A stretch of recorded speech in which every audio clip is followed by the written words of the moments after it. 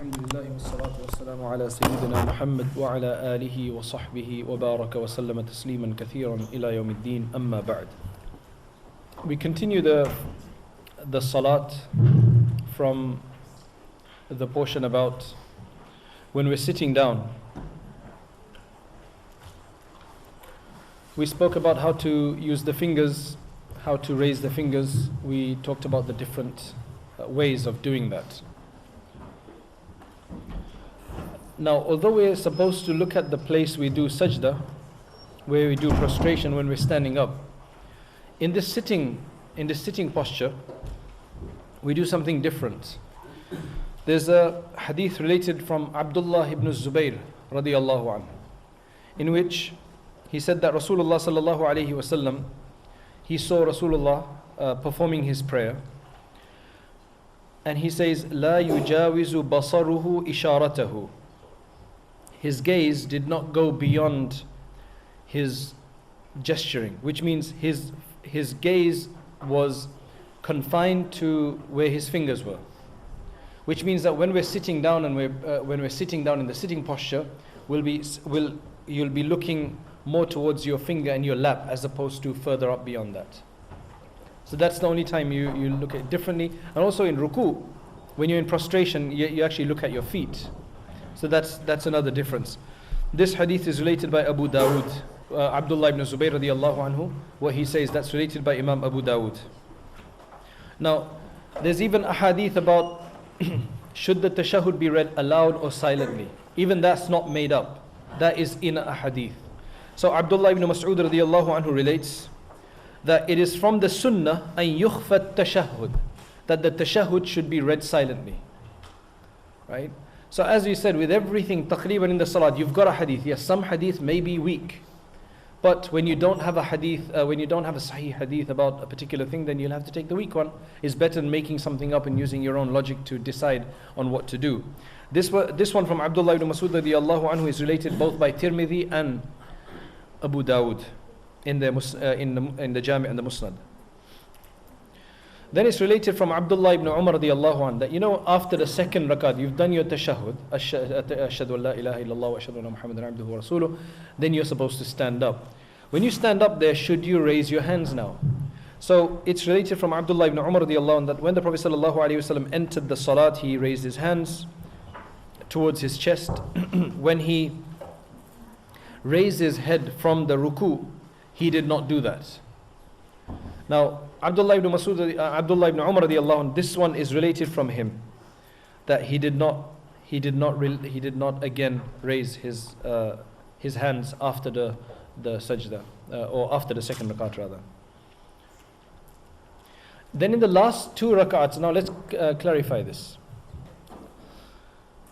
What should you read in anything beyond the second rakat? So if it's a maghrib prayer, 3 rakats, if it's a witr prayer, if it's a asr prayer or 4 rakat sunnah prayer, what do you do in the last 2 rakats, in the third and fourth rakat? What do you do? So the ruling is that in a fard prayer, it is only wajib to do a fatiha and a surah in the first 2 rakats. In the third or the fourth rakat, it's not wajib to do a surah or a suratul fatiha. It's sunnah to do just suratul fatiha. Which means that if in the third rakat somebody just got up and stood there for a few seconds and went back into ruku, that salat would be valid. But they'll be missing a sunnah, so it's against the sunnah to do it, but the salah will be valid. You don't even have to do sadr saw. But it's not, I'm mentioning this not that it be done just as a ruling, okay? Because it's a sunnah to do it. That's in any fard prayer. The third and the fourth rakats, qiraat is not wajib, it's sunnah to do just fatiha. However, in every other prayer, that includes the 3 rakats of wajib, witr, and any 4 rakat sunnah that you do, you have to do qira'ah in all of the rakats. And the reason is that, and this is a bit technical, that even when you're doing a 4 rakat sunnah prayer, in reality what you're doing is you're reading 2 times 2 put together. So any a sunnah prayer is actually supposed to be a 2 rakat prayer. But it's been allowed that you put 2 of them together, 2 pairs of it together. So when you get up for the third rakat, that's why according to some ulama, you can actually even repeat your tashahhud in the third rakat of a sunnah prayer, because you're actually starting a new prayer. Right? What also that means, a few other issues I'd just mention it, is that if you are in a fard prayer, your intention needs to be very specific. I am making 3 rakats of witr, I am making 3 rakats of maghrib, 4 rakats of fard, of dhuhr behind this imam. It has to be very specific. If the imam is reading dhuhr or asr, let's say, and you've come in and you haven't prayed your dhuhr yet, in the Hanafi school you're not allowed to make 4 rakats of dhuhr prayer behind an imam making 4 rakats of asr prayer. Your intentions need to be the same. In the Shafi'is that's allowed.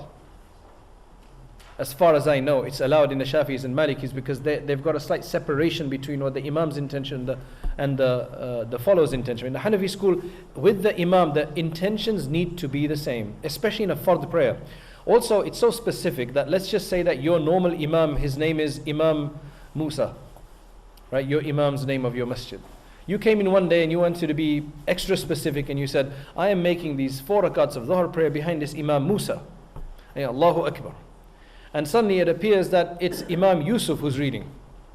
Imam Musa wasn't there that day, so Imam Yusuf went to read. Your salat would not be valid behind him.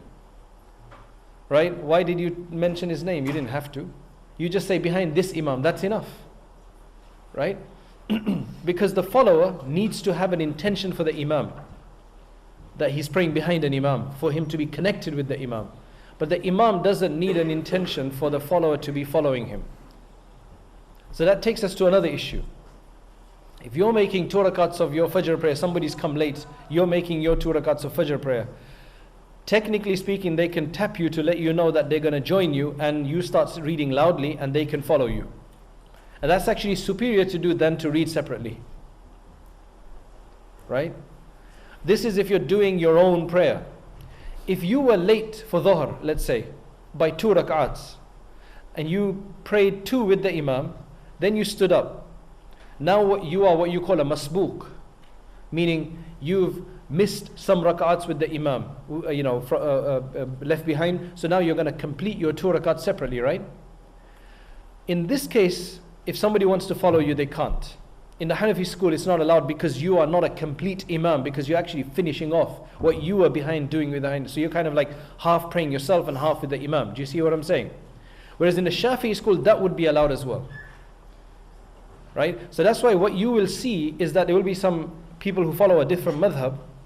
They may come and tap you, and you may be a masbook. Now you just have to carry on praying as you're praying normally, to give them an indication that I'm not going to be an imam. But if they want to follow you, that's up to them. You don't have to worry. Don't go and argue with them. You can't follow me. In the Hanafi school, they can't follow you, but they might be following a different madhab. It might be permissible for them. So you just pray your own salat. You know, it's like your carriage. They're just joining. You're the engine. They're just joining the carriage. In fact, there was a person who came late. The Prophet ﷺ said in a hadith, who can make sadaqah on him? Who can be charitable? And the way to do that was, who can make a navel prayer with him so that he can get a jama'ah? He will lead the prayer, you can make navel. Now, when I said that your salat has to be the same as the imam's, if it's inferior, then it's fine. Which means I can make a navel prayer behind the imam's fard prayer. So in dhuhr prayer, if I've already read my dhuhr and they do a jama'ah now, I can join in as a navel prayer. That's fine, because my salat is inferior, it's lower than a fard prayer. But I can't do a different prayer to his. Do you see what I'm saying? If it's a fard. That's the difference. So now, in a fard prayer, in the 3rd and 4th rakat, only Fatiha is sunnah, not wajib or fard. But in every other type of salat, Surah Al-Fatiha and a surah is wajib in all of it. So in a 4 rakat sunnah as well, because 4 rakat sunnah is actually 2 plus 2. Right? In the Hanafi school, according to Imam Abu Hanifa, you can do up to 8 rakats together. Like if you wanted to do a lot of nafil prayer and you didn't want to stop in between, he allows up to 8 rakats. Like, you just sit in the tashahhud and get up, sit in the tashahhud, get up after every 2 rakats, and the last one you finish off. Like a marathon prayer. Right? But it's not advisable. Best is to do it in 2 and 2 in nafil prayers. except where it's mentioned in the hadith that the Prophet ﷺ did 4 rakats before Dhuhr, 4 rakats before Asr. That's mentioned clearly, because there's a hadith which mentions that the Prophet ﷺ said whoever is regular on 12 extra rakats, and he mentioned it as 4 before Dhuhr, 2 after Dhuhr, and 2 after Maghrib, and 2 before Fajr. Right? So that's a different issue. So here's the dalil for in the fard prayer where you don't have to do Fatiha and a surah in the last 2 rakats. It's related from Abu Qatada radiyallahu an, that the Prophet sallallahu alaihi wasallam used to read in the Dhuhr prayer in the first 2 rakats with the Fatiha and a surah, and in the last 2 rakats he used to read just the Fatiha. Right? And that hadith is related by Bukhari and Muslim. Then the dua for after the tashahhud.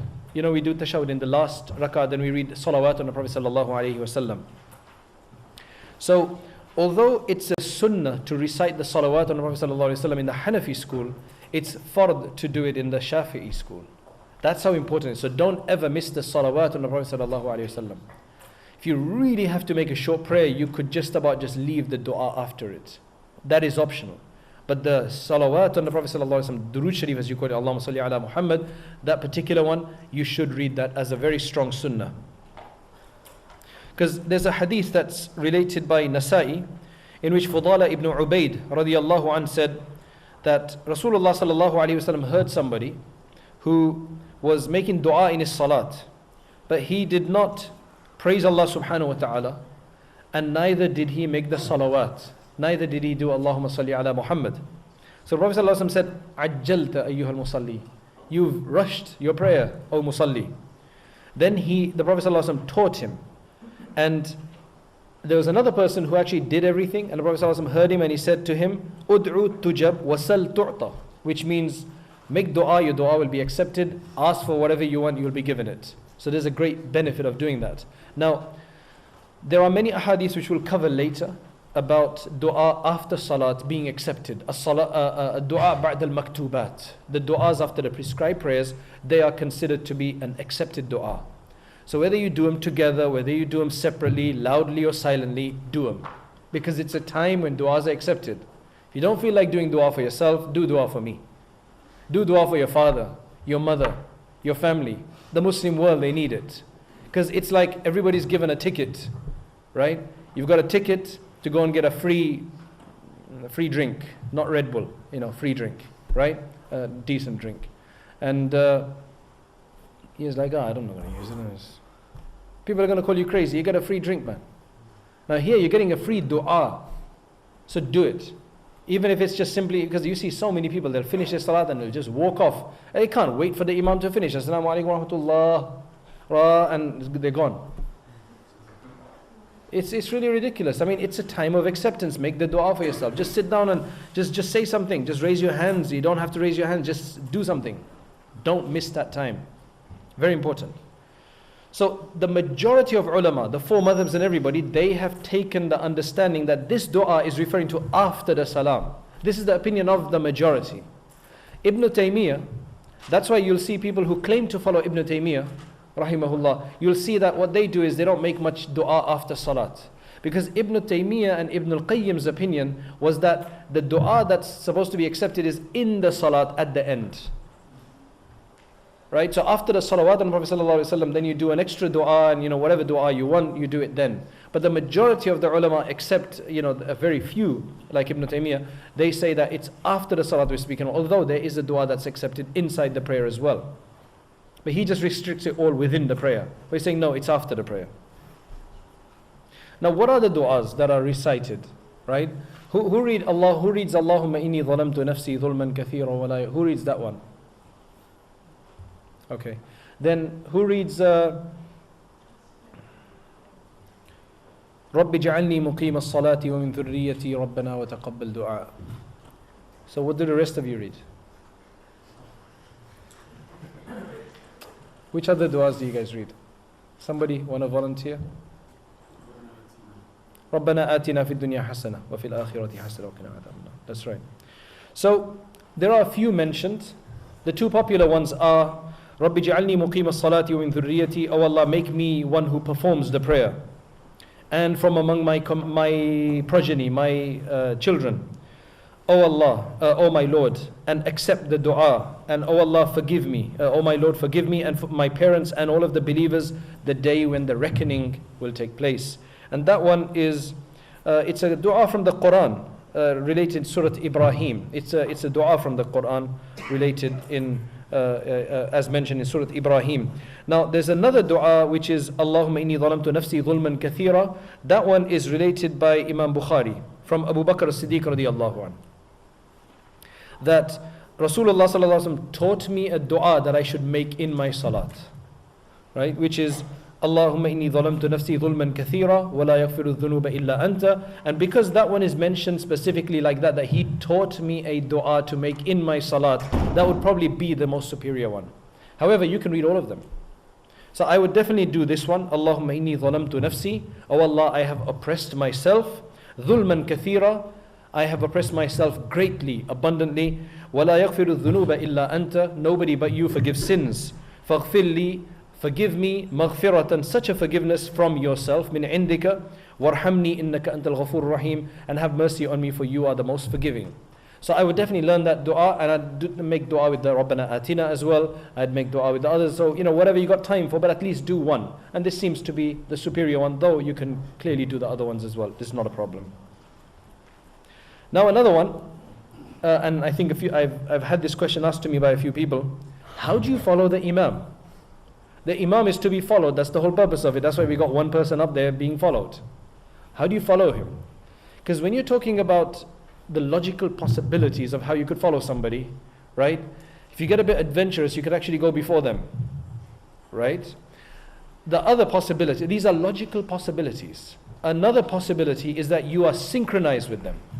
So he goes down and you go down together, but you have to have rehearsed that one, right? Like like dance moves or something. Like everybody, okay, we go down, we go up. So that's synchronized. That's another logical possibility. And the other possibility is that you do it after them. And then there will be some possibilities in between that you kind of do it just after them, completely after them. Like for example, you could say, Assalamu alaikum wa rahmatullah, Assalamu alaikum wa rahmatullah. Right? And then the Muqtadi says it after that. Or it could be that the Imam starts saying, Assalamu alaikum wa rahmatullahi wa barakatuh. Do they say wa barakatuh? It's in the Shafi'i school, there is an opinion about that. So if you do see somebody saying Assalamu alaikum wa rahmatullahi wa barakatuh, don't get freaked out. Right? Because there is an opinion in another madhab. Although the strongest opinion is Assalamu alaikum wa rahmatullah. And don't ever, and then even worse still, you see you're praying behind somebody, and this is what he does. Assalamu alaikum. Or Assalamu alaikum. And then you're waiting for the other one, it won't come. That happened in Morocco. I knew it was the Maliki opinion. They've got both salams as well, but this is the opinion that they follow in Mauritania. They follow this in Morocco as well. You're behind the Imam saying, Assalamu alaikum. That's it. Ended. You just think like, what happened? Right? But that's fine. That's another opinion. It's quite interesting. I mean, if you're going to sit there and get angry and say, I need to go and show him a Sahih Hadith, that's when it gets problematic. You think they're all stupid or something, that they don't know? They don't have an evidence? Literally, these people who go around in a militant way going and correcting people like this, they just think everybody's foolish, man. Their forefathers were all idiots. That they taught them this really bad, nobody knew how to pray for 1,000 years, and now we're coming and we're going to enlighten the world. So you'll see all of this. Don't always ask, right? Always ask. Don't jump to conclusions. It's like, you can't blame some people. Like, for example, in the villages back in India, for example, one person must have said Ameen aloud. Now, all Hanafis and suddenly somebody saying Ameen aloud, they thought this person is a heretic. They turn around, Maro usko. Like, beat him up. What's he doing? Right? They don't know. They don't know. It's different. I remember when I was studying in India, we had some Shafi'i students, because although the majority of India is Hanafi, but there are, in the south, there are many Shafi'is, like in Madras and Kerala maybe, and Sri Lanka. and also in a place called Konkan, which is in Maharashtra, which is just below Bombay. So we had some students from there studying in a Hanafi madrasa, and this man, this particular one, I remember him, he was a very staunch Shafi'i in a house full of Hanafis. So he would be really Shafi'i, which means in the salat he'd be the only one saying ameen aloud. But he'd do it purposely to show who he is. On one occasion, in one of the later prayers of the day, the principal, he grabbed him and he said, "You didn't pray Fajr today." He said, "I did, I came for Fajr." He goes, "No, you did not come for Fajr today. You did not pray Fajr with the Jama'ah today." He said, I did. How did he find out? There was no loud ameen. So he set himself up. Which is all fine. I'm just saying this as a joke just to keep you guys awake. Right? It's all fine, it's all entertaining, it's all interesting. MashaAllah. Right? It's fine. Right? I remember once in America when I'd be giving the khutbah, there'd be some people who may come late. And they come towards the end of the khutbah and then they stay standing. So I used to get really angry. Why do they stand? Can't they sit down? Why are they standing up for? Can't they sit down? Only later when I was actually looking at some issue, I found that in the Shafi'i school, if you come late and the khutbah is going to finish soon, you stay standing. Right? You don't sit down. In the Hanafi school, you sit down. When you don't know, you see, that's what it is. There's a saying in Arabic which says, "An-nasu a'da'un lima jahilu." People are enemies of what they are ignorant of. So it's always a good idea to find out. And if they've got evidence, alhamdulillah. Yes, if somebody doesn't have evidence, they're doing things by ignorance, then you should teach them, but you do it in a nice way. So we're going back to the issue of how to follow the imam. So let's take the issue, or any issue of salat. He goes in ruku, you go in ruku. What is not permissible is that you go before the imam. So one of our teachers, he said that he was doing tarawih somewhere. So he had all of these older people behind him. And what they used to do is, you know when an imam reads, especially in tarawih, when they're about to finish reading the portion before they're going to go in ruku, they normally kind of stretch the ending, وَلَضَّالِّينَ. And so you kind of have a specific tune at the end, signaling that this is the end of my recitation, I'm about to go into ruku. So they used to all jump into ruku before the imam went down. Now he's thinking to himself, how am I going to sort these people out? Because they're one step ahead of him. So one day what he did was, he's reading, and أَمِنْتُمْ مَنْ فِي السَّمَاءِ أَنْ يُرْسِلَ عَلَيْكُمْ حَاصِبًا فَسَتَعْلَمُونَ كَيْفَ نَذِيرٌ. They all went down and he carried on. Right? So that sorted them out. So then they were careful the next time. Right? I think he told them a few times, but they just won't listen. They just took one ahead. So that is makruh to do. That could also become invalidating, where you really go ahead of the imam. For example, the follower goes into the imam before the imam. If the imam also goes in there and they catch each other there, then it's valid. It's makruh, undesirable, but it's valid. But if the muqtadi goes there, and as the imam is going down, he gets up and he's like one ahead, his salat is invalidated. Like you're trying to be the imam now, from the backseat driver. Right? So that would be invalid. If you catch the imam and the imam catches you in the ruku, catches up with you as such, right? Then your salat is salvaged. But it's makruh to do that. Now the second option is synchronously. But that's impossible. That's very difficult to do. How do you know exactly when the imam is going and where he is at that position? That's very difficult. It was a logical possibility. You should always go after the imam. Now the question is, do you have to wait until he finishes and he goes in, then you go? Or can you start going after he goes and kind of, follow him? One is, he starts going and then you start going. The other one is, he goes down, then you go down. Or he says, Assalamu alaikum wa rahmatullah, Assalamu alaikum wa rahmatullah, and then you say, Assalamu alaikum wa rahmatullah. The other option is, Assalamu alaikum, Assalamu alaikum. You're kind of behind him, like that, a pace behind him. So all of that is permissible. But do not go before him. That's why they actually say that the imam should say salam fast. Because if they're doing a long salam and the muqtadi is Assalamu alaikum before the imam, then he's going before the imam. Do you see that? Just to be on the safe, you should always do it after, because not every imam's perfect, and just to be safe, you don't want to go before the imam, otherwise you lose your reward of the salat.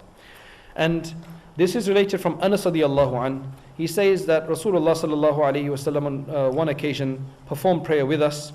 فَلَمَّا قَضَى الصَّلَاةَ, when he finished his prayer, he turned towards us, faced us, and he said, أَيُّهَا النَّاسِ. He must have noticed that there are people who are going before the imam. He said, أَيُّهَا النَّاسِ إِنِّي إِمَامُكُمْ. O people, I'm your imam. فَلَا تَسْبِقُونِي بِالرُّكُوءِ وَلَا بِالسُّجُودِ وَلَا بِالْقِيَامِ وَلَا بِالْإِنصِرَافِ. Do not go ahead of me. Do not go ahead of me in ruku or sujood or standing or in turning away, meaning in salam. Hadith is related by Imam Muslim. So that's where we learn from that. You should not go before the imam, you should go after the imam. Especially in the salam, that's where people make a lot of mistakes, right? So you should go after the imam. And it's related from Abdullah ibn Mas'ud radiyallahu an, which is hadith of Tirmidhi, that it was Assalamu alaikum wa rahmatullah, Assalamu alaikum wa rahmatullah. That is what was recited then, right? So the wa barakatuh is a weak opinion, and according to the Hanafi, it's just Assalamu alaikum. One salam will also be a weaker opinion, but they've got their evidences. How much do you turn? Even that's mentioned. Because some people, they say Assalamu alaikum wa rahmatullah, Assalamu alaikum wa rahmatullah, right? It's turning to such a degree that your cheek can be seen by the people behind. Because in the hadith, which is related by Sunan and Nasa'i from Abdullah ibn Mas'ud radiyallahu an, is that he used to say Assalamu alaikum, hatta yura bayadu khaddihi, until the whiteness of his cheek would be seen.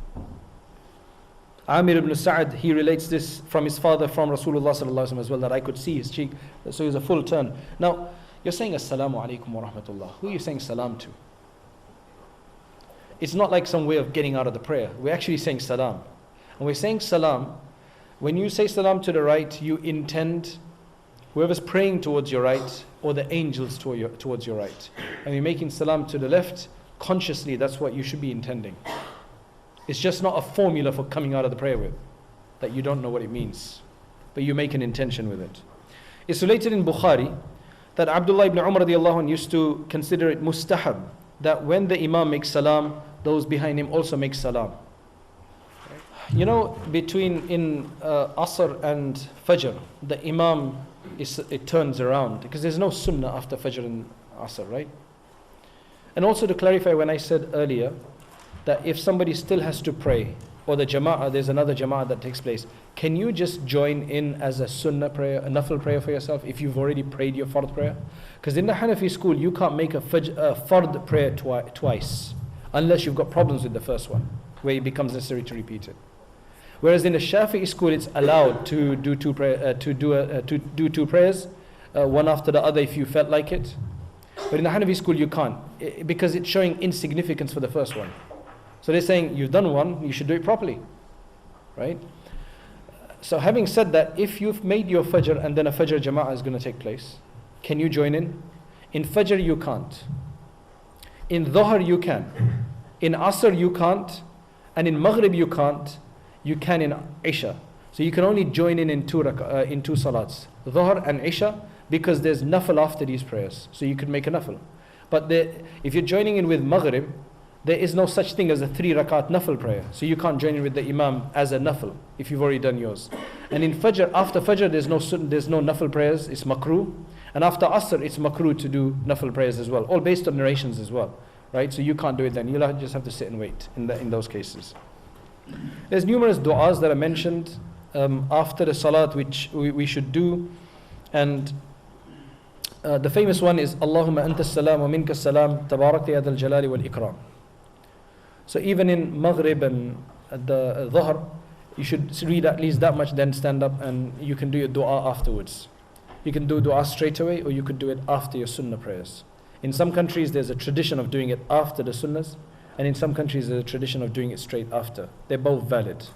Though in the Hanafi books of fiqh, what it mentions is that a person should get up, do Allahumma anta salam wa minka salam, then get up and do your sunnahs, and then do the du'as afterwards. But they're both fine. Another famous dua is La ilaha illallah wahdahu la sharika lah, له الملك وله الحمد وهو على كل شيء قدير, which means there is no God except Allah alone, He has no partner, for Him is the dominion, for Him is all praise, and He has ability over all things. اللهم لا مانع لما أعطيت ولا معطي لما منعت ولا ينفع ذا الجد منك الجد. Oh Allah, there's nobody to prevent what you give, and there's nobody to give what you prevent.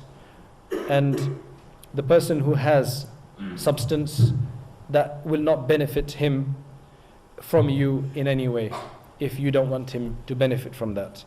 That's a dua related by Imam Bukhari.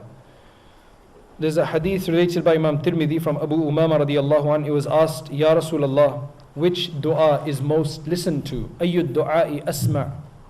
Which dua is most listened to by Allah, and thus he accepts. قال جوف الليل الآخر ودبر الصلوات المكتوبات. In the last portion of the night, and equivalent to that, after the fard prayers. So remember when I said, don't waste that opportunity. Now, there's a big issue about, is it permissible to raise your hands when making dua? There's some people, they just can't allow people to do that. It's something hurts them when they see somebody raising their hands in dua. Right? Those people are normally people who think that dua should be made in the salat at the end. Right? Now, although the Prophet, it's been related from the Prophet ﷺ on many occasions that he raised his hands when he made dua. And I'll give you some of these narrations. It's related in the Musnad of Abu Ya'la that Anas radiallahu anhu said that Rasulullah sallallahu alayhi wa sallam said, Ya ayyuhan nas, O people, your Lord is the most benevolent. And he is embarrassed that somebody spreads their hands and he then returned those hands in failure. So the benefit of raising the hands is that your dua will be accepted. That's generally can be applied in any dua you make, because it's general, right? Whether you do it after the prayer, or he didn't mention this about the prayer or after the prayer, he mentioned this in general. There's another hadith related from Salman al-Farisi radiyallahu anhu, which is related by Ibn Majah and Tirmidhi. Anas radiyallahu anhu said that I saw Rasulullah sallallahu alayhi wa sallam raising his hands to the heavens, so much that you could see his armpit. So he wasn't just raising it like this, but it was, there's some people, they're just so casual about it. When they do raise their hand, they're just like on their laps, like, if you want to give me, give it to me, And the Prophet ﷺ actually said that when you make dua, be persistent in your dua, and don't make a dua like, oh Allah, if you want to give it to me, then give it to me. Well, why are you asking him for? He's going to give it to you if he wants to give it to you anyway. If you really want it, ask him for it, right?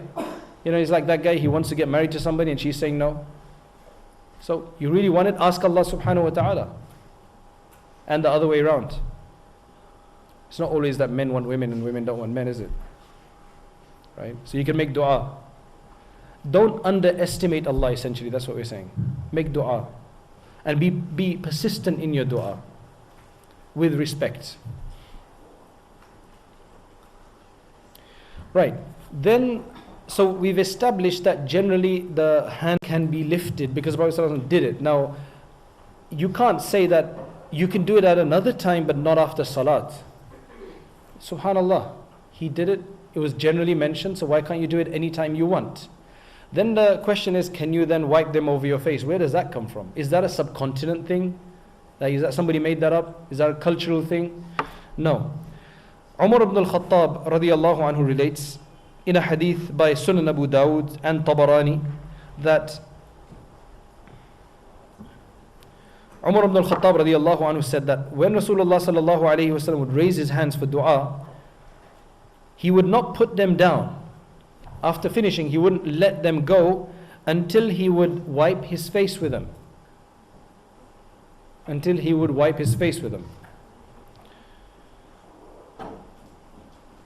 There's another hadith related by Abu Dawud as well that, the first one was related by Tirmidhi, this one is by Abu Dawud. Sa'ib ibn Yazid radiyallahu anhu relates from his father, who says that Rasulullah sallallahu alaihi wasallam, whenever he would make dua, he would raise his hand and then he would wipe his face with them.